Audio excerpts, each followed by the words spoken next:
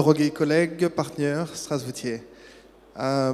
Первый я буду сказать пару слов по поводу меня. Простите, что я плохо говорю по-русски, понимаю не плохо, но говорю так. Я буду попробовать сказать пару слов по поводу меня и Инженико сейчас в России. Несколько от вас слышали, что мы изменили чуть-чуть нашу структуру. Сейчас нужна помощь. Спасибо. По поводу Инженико Россия, да, у нас есть обычно, когда мы работаем в другой стране, мы обычно работаем на несколько лет с одним дистрибьютором и после этого купим его. Это что мы сделали 5 лет назад, и после этого, после 2-3 года, 5 лет максимальный, мы изменим тоже менеджмент, потому что это в принципе на другой уровень, и опять entrepreneur, который дистрибьютор, это обычно другой характер, чем менеджер на международной компании. Но наш прошлый партнер, Павел Дмитриевич, был так замечательно, что да, мы работали до 5 лет вместе, и был прекрасно и супер. По поводу нескольких от вас, которые, может быть, не знают Инженико, мы работаем на 170 стран, и 7500 сотрудников. Это французские компании, но в России это уже 10 лет, что мы работаем на этот рынок. Наш офис, который в Питере, и у нас есть тоже офис в Москве, работает для 11 стран. 85 регионов, которые получат сервис-центр, и почти 200 сотрудников. На этот 10 лет мы будем тоже сделать интродукцию по поводу наш новый товар, наш новый бренд, который Тетра, который будет следующий после Телиум 2. Россия – это стратегический рынок для нас, и давно наш групп CEO хотел сказать пару слов по поводу вас, которые здесь. На 2 слов, что я могу сказать, это стратегический рынок, и не только по поводу объема, но тоже потому что по поводу 25 R&D центров, которые у нас есть на мир, и тот, который у нас есть в России, тоже стоит очень. И это очень важно для нашего развития, как все офисы работают вместе. IT отсюда очень важно. По поводу следующего слайда, я буду говорить теперь по поводу наш видение, по поводу будущего и тренды. Давай сказать сразу, наш коллега Олег, Игорь, и тоже Алия говорили по поводу пунктов, которые очень важны, и в принципе, где все, я думаю, наш коллега из ПАКС тоже, мы все говорим по поводу тренд и эволюции.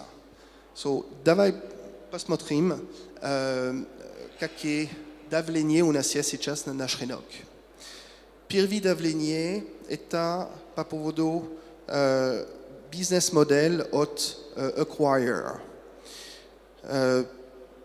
Первый нюанс будет по поводу регуляции. Регуляция с безопасности национальной, регуляция международной и даже иногда с геополитических факторов. Сейчас у нас есть много эволюций в Европе, в США, но даже в России. Раньше мы работали очень много с глобальный систем типа Visa, Mastercard на цена транзакция по поводу комиссия, которая была очень дорога, от 1,5 до 3%. Сейчас регуляция поменяет этот в Европе и в России, систем МИР, который, конечно, вы знаете, для устроить систем, который будет более компетитивный. Но транзакция, комиссия будет тоже чуть-чуть вниз, который да, устроит дополнительные давления по поводу acquirer and issuer. Jeśli od tot moment winie protiv, ja budu передать na angielskim językom. No? So mechanically, our client business model are under pressure, and for which we have to provide solutions better for them to optimize their process, but at the same time their cost. A second level of pressure that we can see on the top left is about the new standard and payment methods. Here we speak about the wallet. So Igor spoke about it, the Alipay, the WeChat. This is changing the relation that was almost monopolistic with the banks and that now turn into different methods, payment by phone, account to accounts, etc. The second factor is about the new entrant. And here I speak, for example, about Square, Spire, providing payment method solutions through internet directly to the merchant in a certain way, bypassing the banks. It's not a massive competition. It's not something that we have really to be worried about simply because their business model is very descriptive and we're in a certain way in a lower level of technology. However, it changed a bit the relation with the acquirer. Merchants having their account in the bank, but all the technology to proceed to the payment is sourced outside, removing the acquirer from the equation. So it's another level of pressure. The third factor on the top right is about technology, a technologic one. More and more consumers have in their hand a smartphone. We speak more and more about biometry. And at the same time, different depending on the region and the market. This obliging our client, but also us as provider, to adapt and to upgrade permanently. The fourth and last factor that we consider as a key factor is the customer relation is more competitive, more sharp, requiring more services and differentiation. Here we speak mainly about the merchant. In the past, the merchant was mainly considering having the terminal in order to receive the payment. Now, more and more, they're asking for additional service, coupon, loyalty, different things that they can help to serve to their clients, including catalog online. And here we are, once again, completely aligned with our partner. More and more service demanded, requested. The next slide. I'm gonna put some focus to understand on few points more about the mechanism.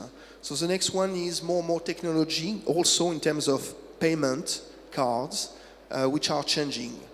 We spoke about the seamless payment, seamless contact payment, and also to include smartphone, also in the regulatory frame that have been also spoke about earlier.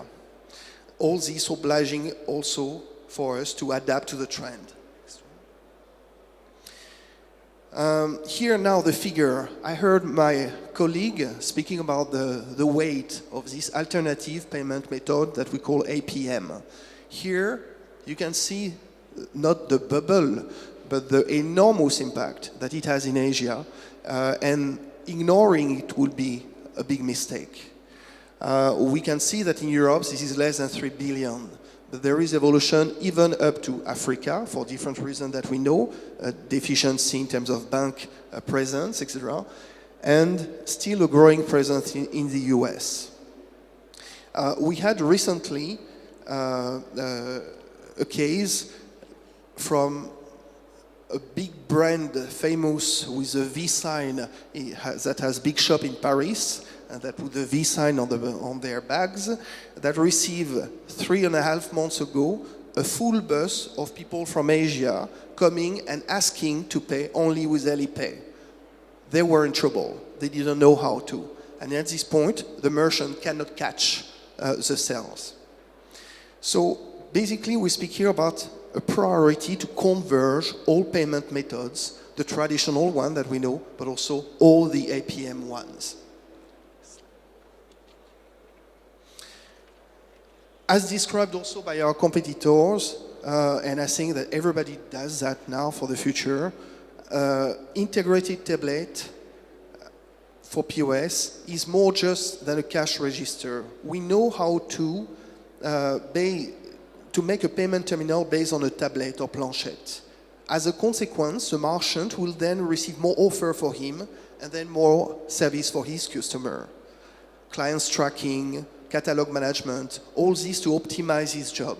So this is a continuity not only by offering a way of payment that we described, but a full service for the merchant in order to regain added value for the acquirer that offers the service also to the retailer. As you see on the right, there is hardware solution, but on the left, this is mainly also about the software. So a large range of software are developed to merge this payment method and reintegrating the acquirer not as an alternative, but as a whole solution for all methods. On this, I have to say that Ingenico was the very first one to launch R&D on the subject with a range of solutions available today and more developed with the Tetra range. The next slide is just to say also there is a big evolution regarding the size of the merchant, and that it concerns absolutely today all merchants, from MPOS to enterprise retail management tablets. The next one is also an interesting one. When I first came to Russia 17 years ago, basically I was not able to pay anything by card. And Visa a bit, sometime rarely, MasterCard almost never. Now you go in most of the restaurants, unfortunately they accept our card or our system. But when we look about the map on the left, these show the importance of the shadow economy and show that Russia is still in the range of the country where the shadow economy, meaning here the cash, not official, is still on the highest level. It tells us a few things. The first thing is good for us. We have a lot of things to do and a lot of money to make with this market. Fantastic. The second thing is that this is a bad news because the more you have shadow economy, the more it's reduce the growth of the economy and of the country. On the right, you have also a scale between the use of, and this is for Europe mainly, the use of electronic payments and the importance of shadow economy. So this goes in one direction. That's why there is also regulation trend in order to push that all the payments should be registered or that we have tax memory inside. So a clear evolution on reducing this factor. So what the vision of Ingenico here?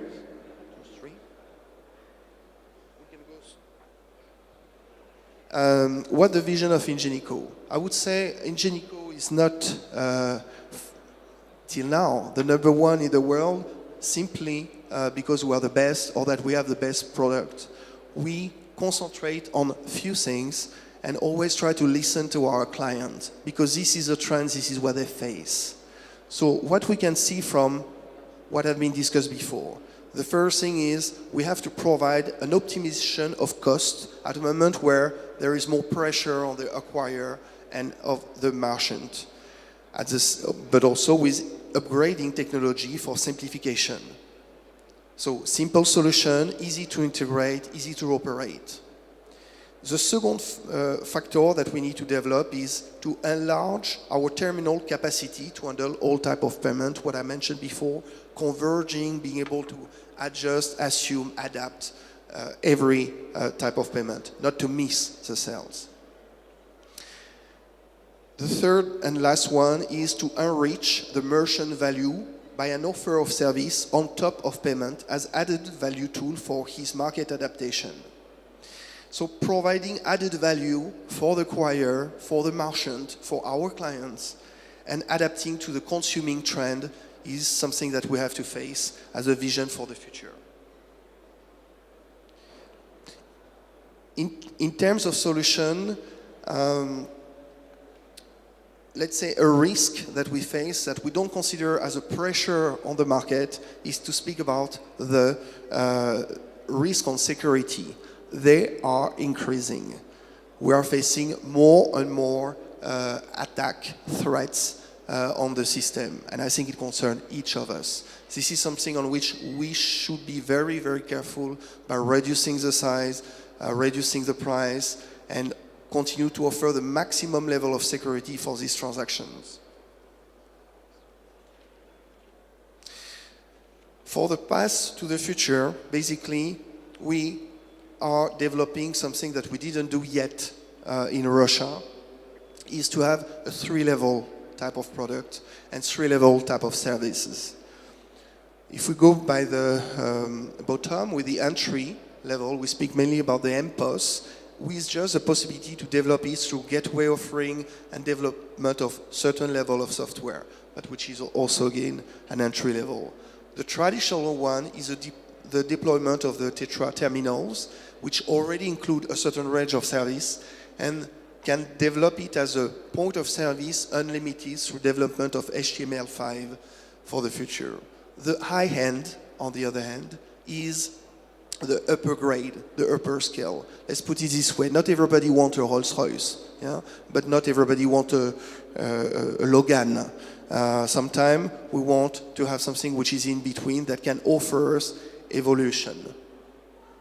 This is exactly that we can see through this next slide, is that we have the APIs, payment and ECR connection, which is the same base for all, allowing to have a full evolution for the client, both in terms of software and also in terms of platform they will use.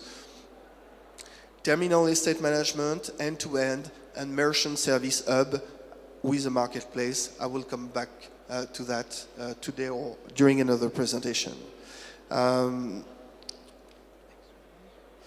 In terms of production of service here, you have a very short presentation that shows you that how the service is provided. So this is simple: initiate reporting, initiate boarding, initiate monitoring. But again, an architecture which is scalable to allow the client to upgrade if you wish. The level 2 being more powerful, more rich, and the level 3 to fully operate the business process of the clients. The last slide is about our Telium Tetra last brand, and I would like just to say a small word on it. Is the Lens 7000 that we have in demonstration at our stand was basically made for Japan and for America, simply because you had this big screen and the pen in order to make your signature. But more and more, a bit like Verifone also offer, we have to develop on the size of the screen in order to be able to adjust advertisement, range of offer, catalog, in order to make the process faster, easier for our clients. Tetra, in terms of application, I will be very happy and with my team to show it to you at our stand.